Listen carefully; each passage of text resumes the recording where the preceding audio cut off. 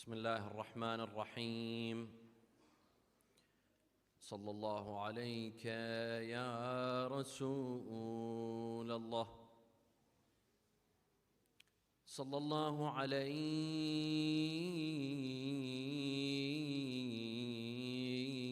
يا سيدي ويا مولاي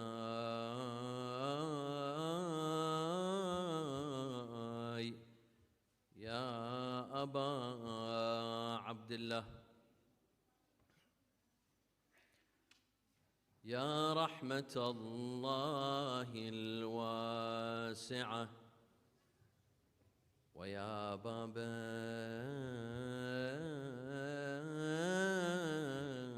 نجاة الأمة ويا عبرة كل مؤمن ومؤمنة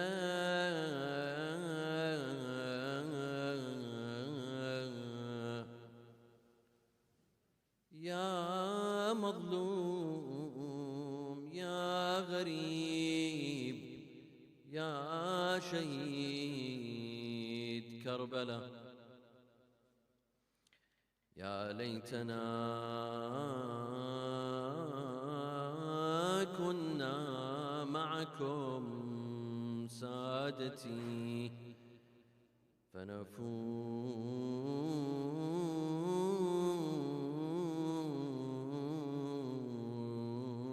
فوزا عظيما.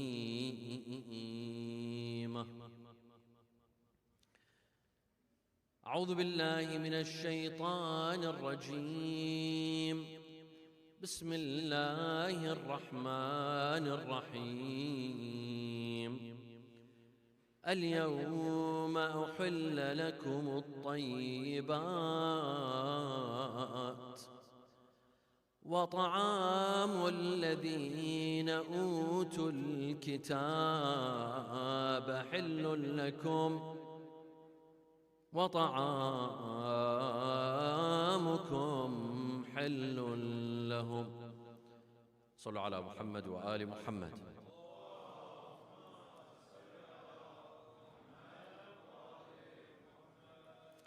Is the food of the people of the book, meaning Christians and Jews, is it halal to eat for Muslims?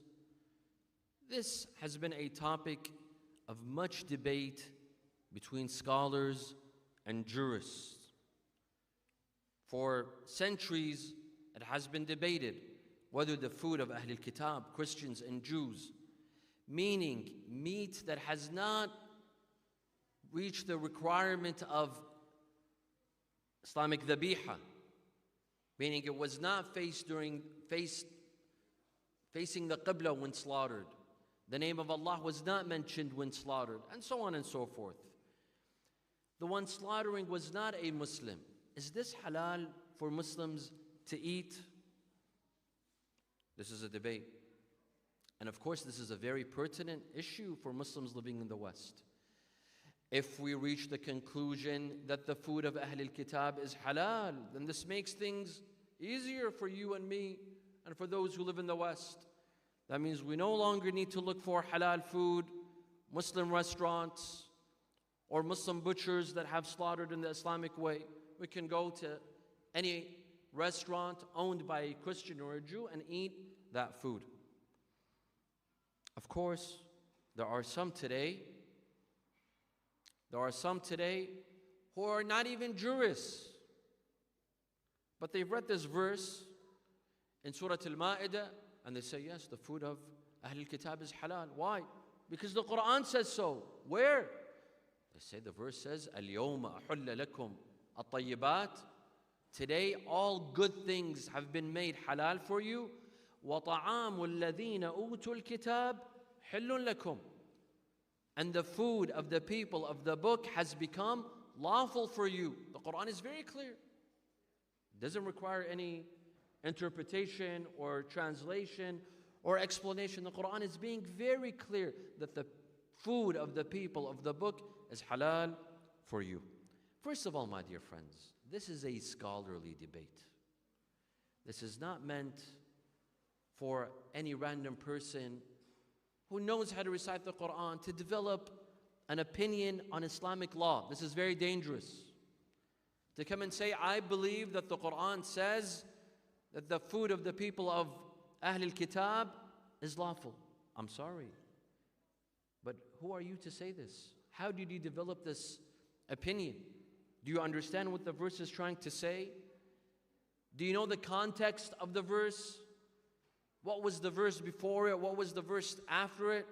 What is the message that the verse is trying to say? This is a scholarly debate, meaning it should be left for the scholars and the jurists. It's like developing an opinion on medicine. Someone, God forbid, is diagnosed with cancer. You say, in my opinion, I think he should forgo chemotherapy and use herbs, for example. Excuse me, who are you to give such an advice or a fatwa on medicine? You have to be a doctor. This is risky business. You can cause people to die by giving your personal opinion. Unfortunately, there's two fields. People respect professions and expertise except in two fields, religion and medicine. When it comes to religion, everyone seems to be a mujtahid. And when it comes to medicine, everyone seems to be a doctor. Tell your friends that you have symptoms, everyone will give you a cure or some sort of medicine. This is wrong. We have to respect expertise. We have to respect the experts and the scholars in the field. Tonight, my dear brothers and sisters, we shall present 2 points of views.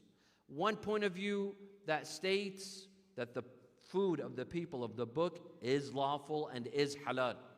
We shall present another view that says it is not halal. Again, this is an academic discussion. It is not meant to persuade you to eat or not eat. At the end of the day, refer to your marja and your jurist and see what they say. This is not meant to persuade anyone, and there's no hidden agenda behind this lecture, other than to have an open debate, open discussion, and academic discussion regarding this verse. وَصَلَّى عَلَى مُحَمَّدٍ وَآلِ مُحَمَّدٍ.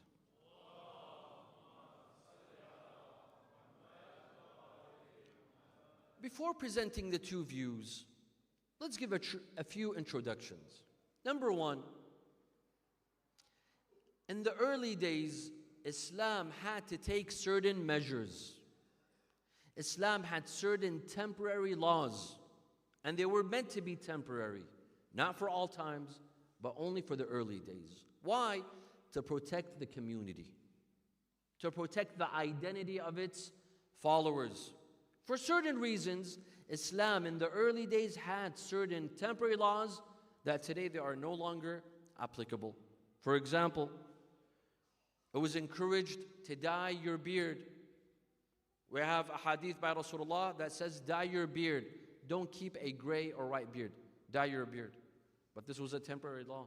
Amir al-Mu'mineen alayhi salam was asked, and this is in Nahj al-Balagha, he was asked about the hadith of Rasulullah, غَيِّرُ الشَّيْبِ وَلَا تَشَبَّهُ بِالْيَهُودِ. That dye your beard, don't keep a white beard, and don't resemble Jews, as a hadith by Rasulullah. And they told him, Ya Amir al-Mu'mineen, we see you have a white beard. You have gray hair in your beard. Why don't you implement the teachings of Rasulullah? Amir al-Mu'mineen alayhi salam says, Na'am, innama qala dhalik wa ad-dinu qul. Rasulullah said this when Muslims were outnumbered. They were outnumbered, they were few in numbers. Islam wanted to portray Muslims as young. Why? Because they had an enemy. They had battles, they had wars to win. Islam wanted to portray its followers as young, capable of fighting, capable of going to war, so they would dye their beard. But today, فَأَمَّا الْآنْ وَقَدِ اتَّسَعَ نِطَاقُهُ وَضُرِبَ بِجَرَانِهِ فَامْرُؤٌ وَمَخْتَارٌ. As for today, Muslims are everywhere. Today, Muslims are powerful. We are no longer in a battle. Today, the choice is yours, whether you wish to dye your beard or you don't. Another example is that it is recommended in Islam in the early days to wear turbans. Everyone wore a turban. This was part of Sunnah. But again, this was temporary. This was temporary. Al-Shaykh al-Saduq, in his book, Man La Yahdhuru al-Faqih, he mentions this hadith. الفرق بين المسلمين والمشركين التحلي بالعمائم. The difference between a Muslim and a mushrik is that a Muslim wears a turban. But was this general for all times? No. Al-Saduq himself, he comments on the hadith. He says, وَذَلِكَ فِي أَوَّلِ الْإِسْلَامِ وَابْتِدَائِهِ. In the beginning, not in the end. Why? Because Islam wanted Muslims to stand out in what they wear, in their beards, in their turbans. Islam wanted them to stand out. But now that Islam had expanded, it had reached various countries and Muslims were everywhere, no, you no longer need to wear turbans. A third example. If you've been to Hajj or Umrah, you've noticed that in the sa'i bayna Safa wal Marwa, when we go between Safa and Marwa, there's an area where men jog. In fact, this was meant to be temporary. Why? Because Rasulullah sallallahu alaihi wasallam in the early days, after the Sulh of Hudaybiyah, when he went for Umrah with his companions, he noticed that the mushrikeen of Quraysh are spying on them. Whether they wanted to see whether the companions of Rasulullah were young or old. Can we take them out or can we not? So Rasulullah told his companions, he ordered them to jog. When you jog, you seem what? Powerful, young. You can take out an army. This was a temporary law. It was not meant to be for all times. Another example. To grow out one's beard and to shave one's mustache. This is part of Sunnah. And we have narrations. Huffu shawarib, shave your mustaches. Wa'fu anil liha. Wa'fu means leave your beard to grow. Make it a long beard. But the hadith also says, وَلَا تَشَبَّهُ بِالْيَهُودِ. And do not resemble Jews. Not out of hatred for Jews. No, but to stand out. Muslims have to have their own appearance and not resemble Jews in their appearance. So that when they are seen, someone can say, yes, this is a Muslim. So it gives us context. That means this applied to the early days of Islam. So this is the first. The second, you see, my dear friends, food is a great way to connect with people. How do you make friends? How do you connect with people on a personal level? By sharing a meal. They eat your food, you eat their food. This causes a great personal connection. That's why it's recommended to have dinner invites, lunch invites, invite people to your house, go to people's homes, eat with them. This creates bonds and friendships. That's why there's a saying, we broke bread together. What does that mean? That means we have a bond. We broke bread together. We ate together. You've developed a bond. In Arabic, Iraqis, they say, Benatna zad wa milih. That we ate together, there's salt that we had together, we ate bread together. That means we've developed a bond. When you don't eat a people's food, this sends a clear message that you don't trust them. You don't want their friendship, or that you're suspicious of them. Now keep this in mind. The third introduction is that boycotts have been proven to be effective throughout history. When a country boycotts another country, when a nation boycotts another nation, when a tribe boycotts another tribe, it's effective. It's effective. For example, look at in recent events, there are some companies that help support an apartheid state, a state that is committing genocide. Companies like McDonald's or Starbucks or Coke or Pepsi or what have you. And some countries, they boycotted.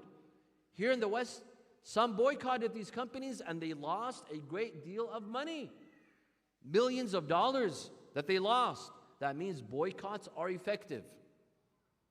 When you boycott a group, a company, a state, a religion, it's effective.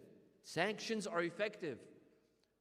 Boycotting can sometimes be effective. Now, we come to the two perspectives on eating the food of non-Muslims. Wa sallu ala Muhammad wa ali Muhammad.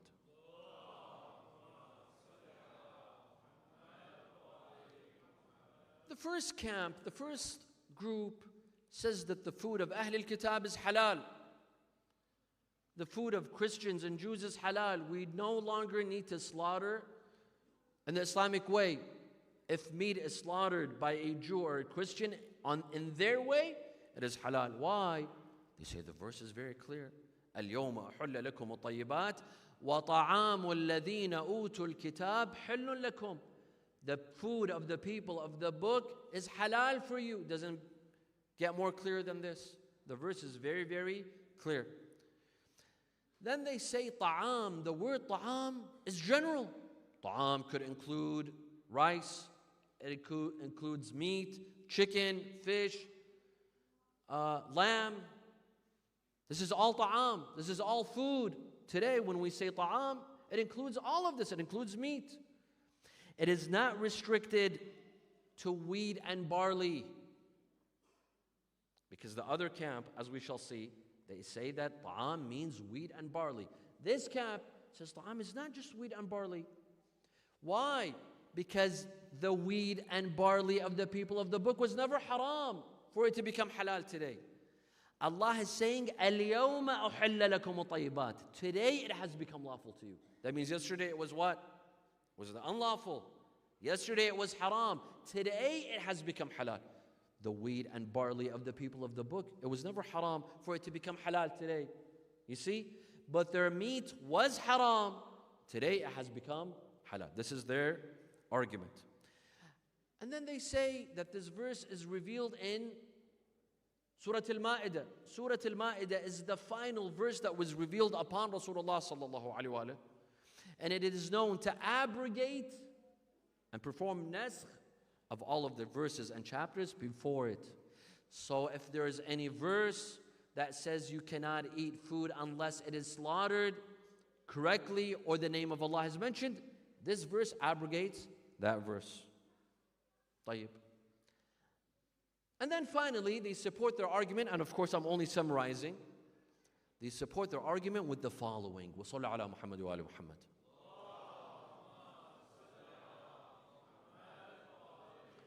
They say that we have narrations in Sunni sources and in Shi'i sources that Rasulullah sallallahu alayhi wa alihi was poisoned by a Jewish lady. How? A Jewish lady, after Khaybar, she offered Rasulullah the arm of a lamb, barbecued lamb, shawa.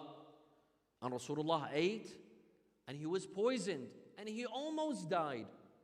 طيب, she's Jewish, she's not a Muslim. She's from the people of the book. Rasulullah did not tell her, I cannot eat your food, I cannot eat your meat. Rather, he took it and he ate it and he was poisoned.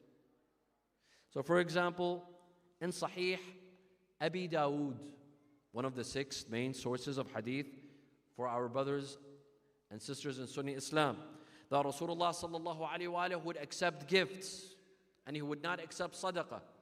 After the day of Khaybar, a Jewish lady came and made an offering, a gift to Rasulullah.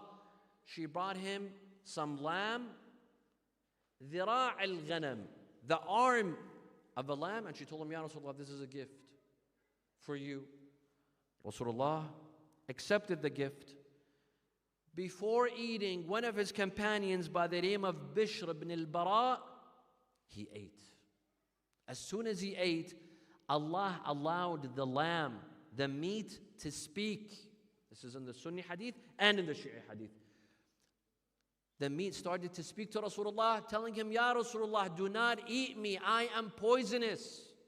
Immediately, Bishr ibn al-Bara fell and he died. He was poisoned. Rasulullah called the Jewish lady. He told her, what did you do? Why did you do this? She said, Ya Rasulullah, I thought to myself that if you're a king, then I will get rid of you. Good riddance. And if you're truly a messenger, Allah will notify you that this is poisonous and you will be saved. Rasulullah ordered for her execution and she was executed. This is in Sahih Abi Dawood. As for our sources, we have a hadith in Al-Tafsir Al-Mansub ila Al-Imam Al-Hasan Al-Askari, and which we'll talk about later on, regarding its authenticity. There's a tafsir ascribed to Imam Al-Hasan Al-Askari. Is it authentic or not? We will discuss this later on. In this book of hadith, a very similar story has been mentioned, that after Khaybar, a Jewish lady came to Rasulullah sallallahu alaihi wasallam, and she told him, Ya Rasulullah, I've been told that you like barbecue. Anta tuhibbu shawa. And specifically, you like the arm of a lamb, and I've cooked this meal for you, and I would like you to accept it. Rasulullah accepted the lamb from her. His companions gathered. One of the companions, by the name of Al-Bara ibn Ma'rur, was sitting with Rasulullah sallallahu alaihi wasallam. When they put the meat in front of Rasulullah, Rasulullah said, bring me some bread. This companion, who was an A'rabi, instead of waiting for Rasulullah to eat, he extended his hand and he started eating. Amir al-Mu'mineen told him, what are you doing? Out of respect for Rasulullah, wait for Rasulullah to eat and then you eat. He said, are you telling me that Rasulullah is bakhil? Rasulullah is greedy, stingy, that he wants to eat first before others? Amir al-Mu'mineen said, no, I did not tell you he's bakhil. I'm telling you out of honor and respect for Rasulullah, do not eat before him. He said, La ubakhir Rasulullah. I will not consider Rasulullah to be stingy and greedy. I will eat. Amir al-Mu'mineen told him, Ya Bara, if Rasulullah tells you to eat, this lady might have poison in the meat. If Rasulullah tells you to eat, you will be safe. Even if it's poisonous, you'd be safe. Why? Because Rasulullah is telling you to eat. Rasulullah is making sure that this food is not poisonous for you. But when you eat before him, you're putting your life in danger. As soon as Al-Bara ate the lamb, the meat started speaking to Rasulullah. Ya Rasulullah, inni masmuma. I am poisonous. Do not eat me. Al-Bara fell and he died. Rasulullah called the Jewish lady. He told her, what did you do? She said, Ya Rasulullah, in Khaybar you killed my husband, my son, my brother, my father, my entire family. And I decided to seek my vengeance. And I thought to myself, if you are a true prophet, you will find out that it's poisonous. If you're not a prophet, then good riddance. We'll get rid of you. Rasulullah ordered to have her imprisoned. And then he called his companions, Salman, Miqdad, Abu Dhar, and he said, sit. And then he said, Bismillah al-Shafi. He started reciting over the lamb, over the meat. Bismillah al-Shafi, Bismillah al-Mu'afi. Bismillah alladhi la yadurru ma'a ismihi sammun fil ardi wala fil sama. In the name of Allah, in the name of Allah the merciful, in the name of Allah that cures, in the name of Allah that no poison can take effect with his name. He said, let's eat. And they all ate. Rasulullah and his companions, including Amir al-Mu'mineen, and then they drank water. And then he called the Jewish lady. He said, see, we ate. Have I proven to you my prophecy? She said, Ya Rasulullah, I was doubtful, but now that I saw you ate this poisonous lamb, then I would like to say, Ashhadu an la ilaha illallah wa ashhadu anna Muhammadan Rasulullah.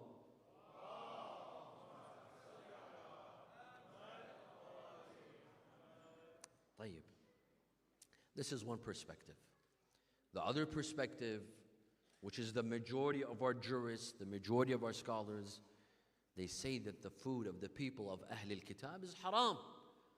The food, the meat, when I say food, I mean meat, not rice, not non-meat items, food items. No, meat of Christians and Jews of Ahl al-Kitab is haram. Why? وَطَعَامُ الَّذِينَ أُوتُوا الْكِتَابِ حِلٌّ لَكُمْ. We have to understand what ta'am means. Perhaps today ta'am could encompass meat, but back then when the verse was delivered, ta'am meant barley and wheat. We have to try to understand the verse in its context. The day that it was revealed, the Arabic language has evolved. There are many words that existed at the time of Rasulullah, had a specific meaning. Today they have a different meaning. Which meaning are we supposed to take? The current meaning or the old meaning? For example, in Surah Yusuf, the verse says, وَجَاءَتْ سَيَّارَةٌ. Sayyara today means a car, but the verse means a caravan. So which meaning do we take, the old meaning or the new meaning? Ta'am today might mean meat, but back then it meant wheat and barley. Wheat and barley, not meat. This is one. Two, even if we have doubt, we refer to the Ahlul Bayt. And the Ahlul Bayt here specifically tell us that ta'am here in this verse, وَطَعَامُ الَّذِينَ أُوتُوا الْكِتَابِ, it means what? Al-hubub, which means barley and wheat. Barley and wheat of the people of the book is halal for you. Not meat. Not meat. For example, in Al-Kafi, Sahihat Qutayba Al-A'sha, and this hadith is authentic with a credible chain of narrators. When Imam al-Sadiq is asked about this verse, he says, إِنَّمَا هُوَ الْحُبُوبُ وَأَشْبَاهُهَا. It is the grains, meaning wheat and barley, and this sort of matter, not meat. Not meat. طيب. The Quran also tells us, وَلَا تَأْكُلُوا مِمَّا لَمْ يُذْكَرِ اسْمُ اللَّهِ عَلَيْهِ. And do not eat that which the name of Allah has not been mentioned upon. This is a clear verse. How can we abandon this verse and take another verse that is not clear without the translation of Ahlul Bayt, without the explanation of Ahlul Bayt? Do not eat that which the name of Allah has not been mentioned upon. طيب. We have tens of narrations that the Imams say, do not eat the meat of the people of the book. Do not eat the meat of Christians and Jews. For example, in Riwayat Ismail ibn Jabir, لا تأكل من ذبائح اليهود والنصارى. Do not eat the meat that has been slaughtered by Christians and Jews. Several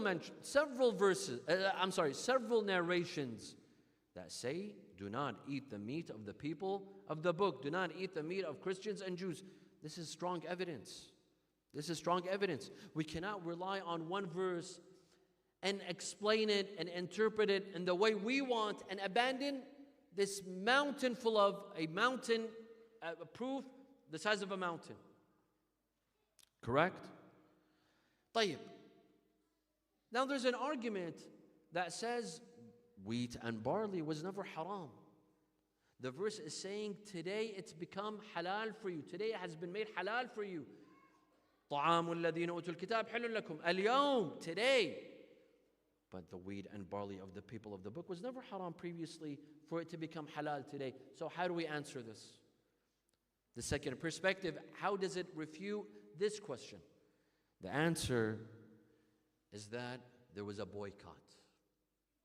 Before the verse was revealed, Islam had a boycott with Christians and Jews in two matters: their food and marriage.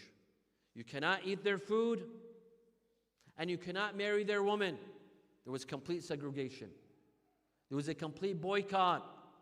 There was a complete sanctioning on the food products of Christians and Jews, Ahlul Kitab, and you cannot marry their woman. But towards the end of the life of Rasulullah sallallahu alaihi wasallam, because Surah Al-Ma'idah was the last chapter to be revealed, Allah changes the law. That law had been revoked. That temporary law of boycotting, sanctioning, now it has been revoked. Now you may eat their food. Now you may eat their wheat and barley. And now you may marry their woman. The verse says, وَطَعَامُ الَّذِينَ أُوتُوا الْكِتَابِ حِلٌّ لَكُمْ وَطَعَامُكُمْ حِلٌّ لَهُمْ وَالْمُحْصَنَاتُ مِنَ الَّذِينَ أُوتُوا الْكِتَابِ. And as for their women, you could marry them. You could marry them. A Muslim man may marry a Jewish lady. He may marry a Christian lady. Once this verse was revealed. Before the revelation of this verse, it was banned. There was a ban. There was a boycott. There was a sanctioning. But once this verse was revealed, there were open relations. There was a new chapter. Islam started a new chapter in relations with other religions, with Jews and with Christians. You might ask, what was the reason for the boycott? Why did Islam had a boycott of food products of Christians and Jews? And when it comes to marriage, why did Islam ban marriage to Christian and Jewish women and then allow it? Well, we don't exactly know, but possibly because Ahl al-Kitab would conspire against Muslims. Time and time again, they conspired. The Jews and Christians of Medina, they conspired against Muslims with the mushrikeen. Hence, there was a danger. Islam wanted to protect Muslims from that danger. Or perhaps because eating with them, mingling with them, they might be affected by their ideas, by their thoughts, by their culture. Islam wanted to preserve Muslims, protect them, protect their identity, and hence says do not eat their food and do not marry their women. But now that Islam had expanded, Muslims had reached different parts, there was no fear. There was no fear. Now you can eat their wheat and barley. Now you can marry their women. And this argument is very strong. Why? Because the verse also says, وَطَعَامُكُمْ حِلٌّ لَهُمْ, and your food is lawful for them. Ajib. When was our food unlawful for them? Their food being unlawful for us, that makes sense. But our food being unlawful for them, why? Our meat is unlawful for them. So if I sell my meat to a Christian and Jew, is that haram? Or if I sell them wheat and barley, is that haram? Yes. If there's a boycott, yes. We can only understand this ban if we realize there was a boycott. There was a boycott. There was a political boycott. We don't eat their food, they don't eat our food. But towards the end, this ban was lifted. This boycott was lifted, and Islam began a new chapter with Christians and Jews. طيب. The final argument is the Jewish lady who offered lamb and meat to Rasulullah. How do we reply to this? Sallu ala Muhammad wa ala Muhammad.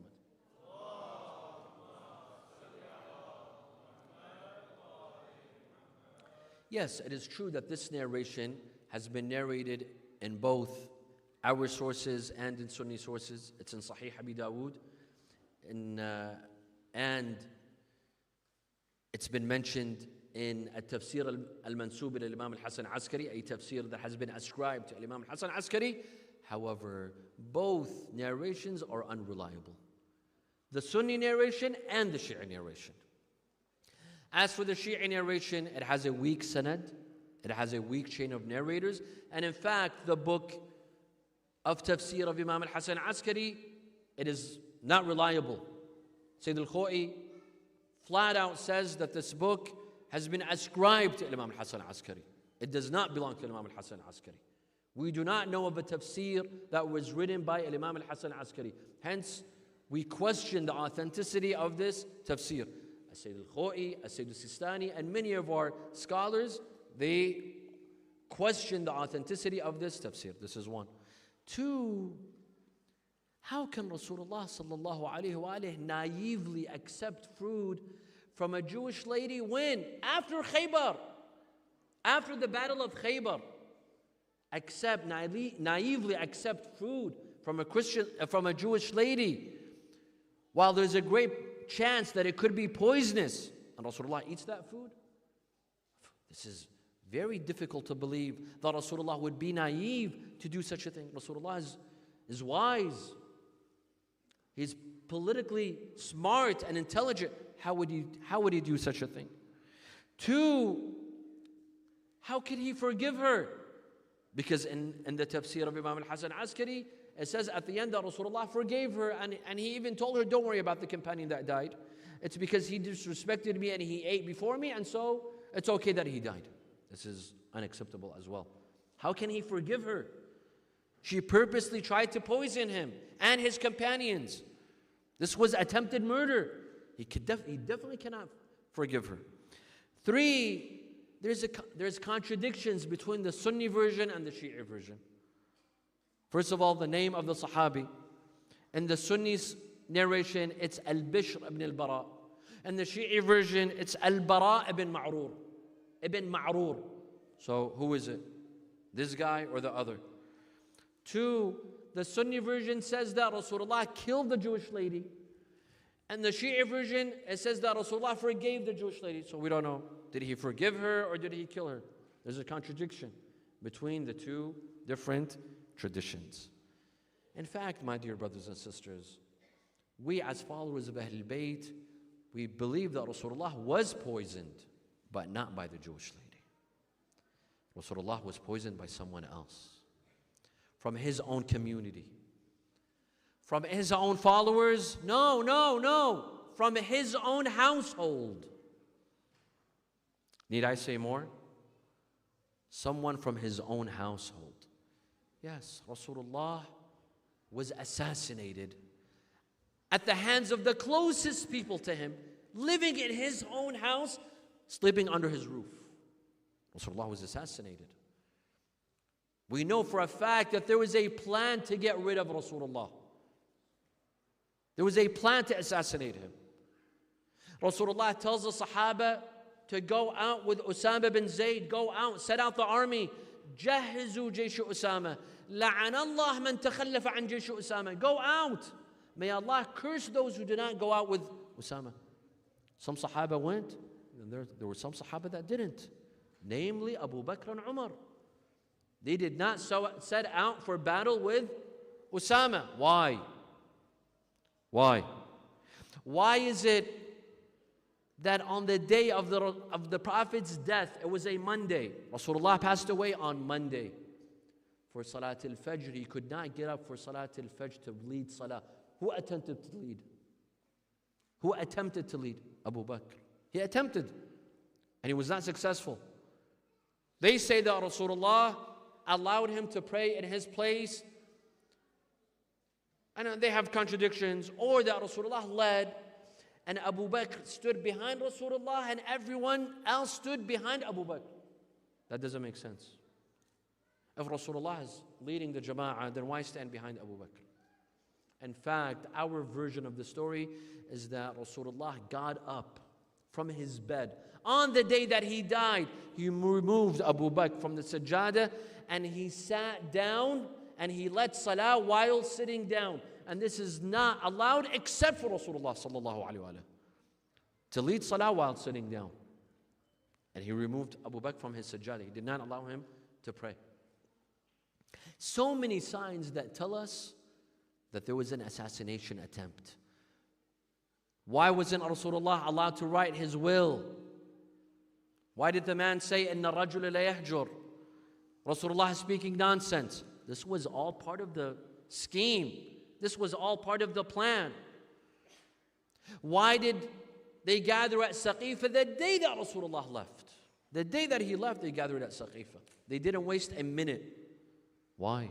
This happened by coincidence? Just by coincidence? Well, this was a scheme. This was a plan. Planned ahead of time.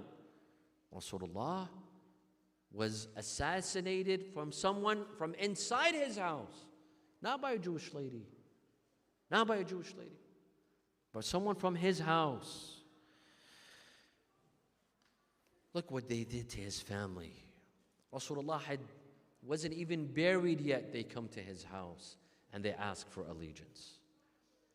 And they bring wood and fire and threaten to burn down the house. They tell him Fatima is in the house. He says, when? So what? I will burn down the house, including Fatima Zahra. These were the companions of Rasulullah. This is the plan that was made against Rasulullah and his holy household. Tonight, my dear brothers and sisters, let's come to see what Amir al-Mu'mineen is doing for the body of Fatima Zahra. Fatima Zahra had a will. Ya Ali, wash me at night, bury me at night. Ya Ali, do not let anyone witness my funeral. Do not let anyone witness my burial. Wash me by yourself. Amir al-Mu'mineen brought Fatima Zahra. He put her on al-Mukhtasal and he started washing her. She had told him, Ya Ali, keep the cloth on my body and don't lift it. Don't lift it. Wash me from over the cloth. Why, Ya Fatima Zahra? Why? Why did you not want him to lift the cloth? As Amir al-Mu'mineen was washing the body of Fatima Zahra, all of a sudden he felt something broken. something broken in her chest. He felt a broken rib.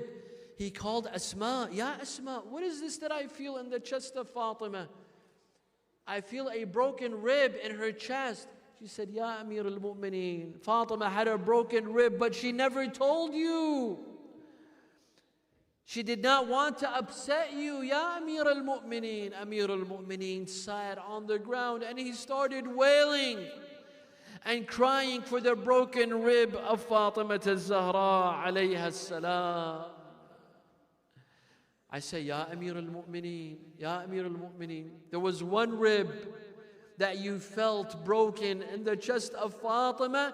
You sat on the ground and you started wailing, Ya Amir al-Mu'mineen, if you had seen the broken ribs of Imam Hussein, what would you have done? ضلع واحد يا علي وهد حالك شاضلو حسين شد سوي لك. Amir al-Mu'mineen alayhi salam finished washing Fatima Zahra and shrouding her. And then he called his sons Al-Hasan wal-Hussein. هلموا وودعوا أمكما فاطمة. My sons, come and say your last farewell to your mother Fatima. They threw themselves on the body of Fatima Zahra. Ya Ummah, alayka minni salam. They started saying their farewell. Amir al-Mu'mineen says, أشهد بالله أنها حنت وأنت وأخرجت يديها وضمتهما إلى صدره. He says, I swear to God that I heard Fatima start crying and wailing, and then she took out her hands from her kafan and she hugged her two sons, Al-Hasan wal-Hussein. Amir al-Mu'mineen said, I heard a voice saying, Ya Ali, irfa'huma faqad wallah abkaya mala'ikat as-sama. Oh Ali, lift them from the chest of Fatima. They have made the angels of the sky cry and weep.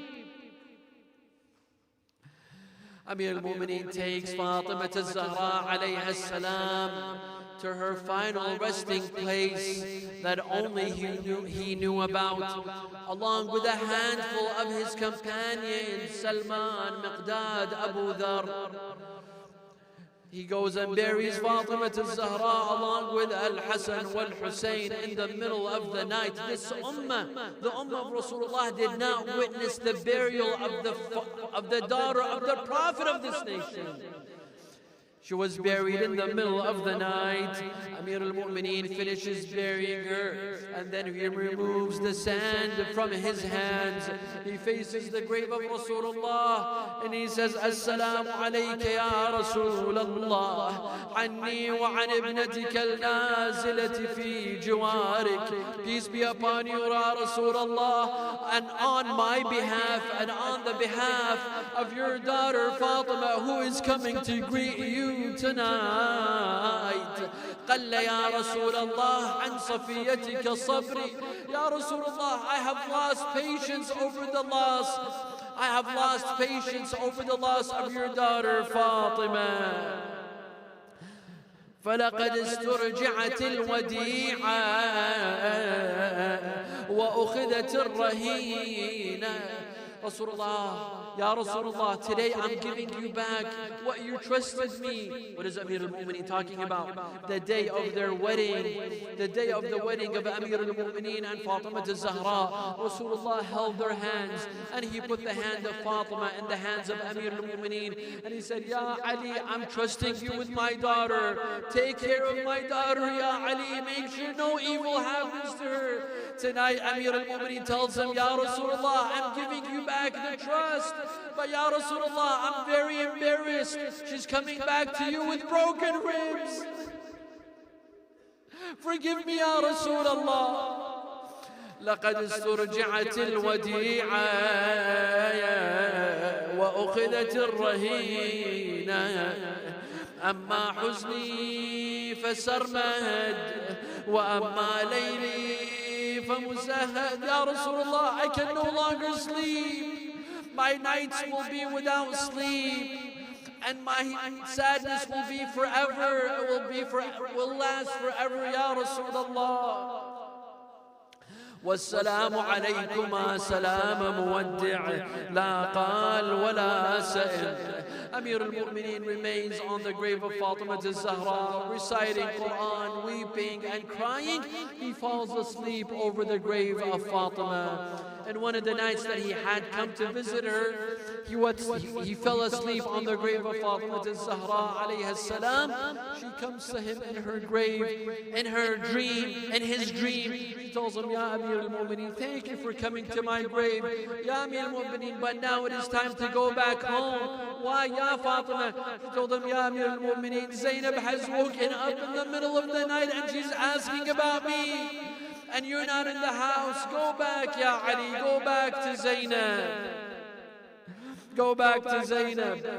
يما يا بقينا من بعدك يتامى يما يا الدهر صوبنا بسهامه يما أنا الليل كل ما أنامه واشوف قبال عيني طول شيلوح.